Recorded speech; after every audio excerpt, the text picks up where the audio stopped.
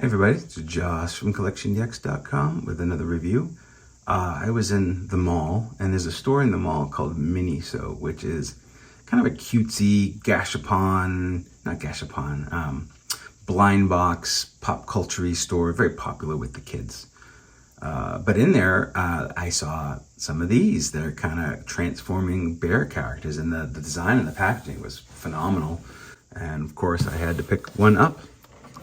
So there's lots of cool foil printing on here. There are several different color designs of this one. This is the one that appealed the most to me. It's $34.99. And there is, shows you the two modes on the back. And the package is a nice slip case. So you pull it out. And what you get is the bear in a tray with instructions. And when you actually think about it, it is way more packaging than this toy needs. It should have been half this size because all of this is just wasted space. But whatever, the art looks good on the shelf and it's fine. So let's take this bear out and see how it looks. So here is the bear. It is kind of cool looking. Very metallic. It's all plastic. It's very light plastic, but it's not. It doesn't feel fragile, but it does feel like if dropped from a good height, it would shatter. Just is what it is. It's got some cool graphics on it, and it has some printing on the chest that says Cosmos. So I think that either this is the Cosmos version or it's the Cosmos Bear. You just really neat. The visor does not go up and down. There really is very limited articulation in this mode. The head doesn't turn, the shoulders don't move. You really have elbows that bend, and that's about it. If you pick it up, you can see you can bend and you can come out, I guess, but that's it. But nothing else moves. The feet might bend a little bit, but it's very, very minimal. So the big thing is transforming the bear. First thing you do is we take the top of the head, and it kind of slides out. See, there's that bar there. You got to slide the bar out and then kind of rotate it like that.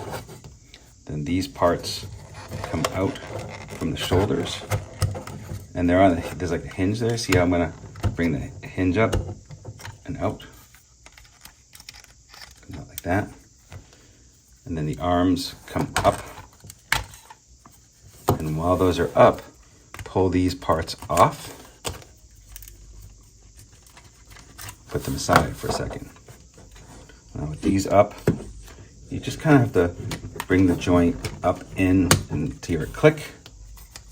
So, there's two joints here. So you almost want to go flat and then bend and then click. You get the click. Then this piece comes out again and around, and then push it back in. Okay, and finally these leg pieces, there's a tab there on the inside that you can see, and there's a tab there. You just want to line those up and push them in, and there are also other little slots there for the angled pieces to go in to keep them at the right angle. And finally the fists, you open that panel, rotate the fists, put them down. Interestingly, when I bought mine, the fists were already in like robot mode, even though it was packaged in bear mode.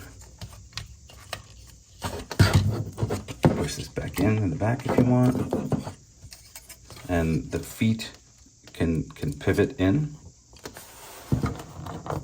And there you go. For articulation, you have the head rotates. The arms kind of come out at the shoulder, but they don't rotate forward. Elbows bend. Legs splay out and forward and backwards. Knees bend. And the feet are kind of on ball joints. There's no waist joint, no shoulder joint. That's what you get. While not a knockoff, there are knockoff elements in here. And the main one is the head is basically a ripoff of Striker Eureka from Pacific Rim. It is basically the same deal. The chest is similar, but not exact, but that's where that design comes from. I'm sure that there's probably a huge lineage of robots that have this bear shape that Miniso just sort of went like, let's brand our own version of it. But overall, I'm not angry with it. I think for $35, it's a little much. I think the packaging is a little excessive. I think the articulation is a little limited, but the color is wild on this. It really has a great feel to it. Also, you might notice that this is back heavy. So standing it, it's going to tilt, it's going to wobble, it's going to fall over. Unless you tilt it just a little bit forward at the ankles, because that big bear head on the back just weighs it down a bit. So I mean, it clearly is like cashing on like a bear brick look, but not exactly. The parts forming on the legs is a little lazy. There's no accessories, but I always appreciate an unexpected find in the wild of a design that I'm not familiar with, and feel like it's my moral obligation to grab one and share it with you. So you can go out and grab one while they exist. About all there is to say about this cool thing. I'm glad I found it. I don't think I'll buy the other ones, but I am definitely going to check in at Miniso now to see what kind of transformer-y, knockoff-y robot things that they carry. It's a nice meld of cute and tech, and well, cute and mech, I would say, that could appeal to that crowd who typically go in and buy a lot of kawaii things. So, hey, if we can, however we can get more people on Team Transforming Robot is cool by me. So this has been Josh from CollectionDX. Thanks for watching. Please like and subscribe, and we will see you another time.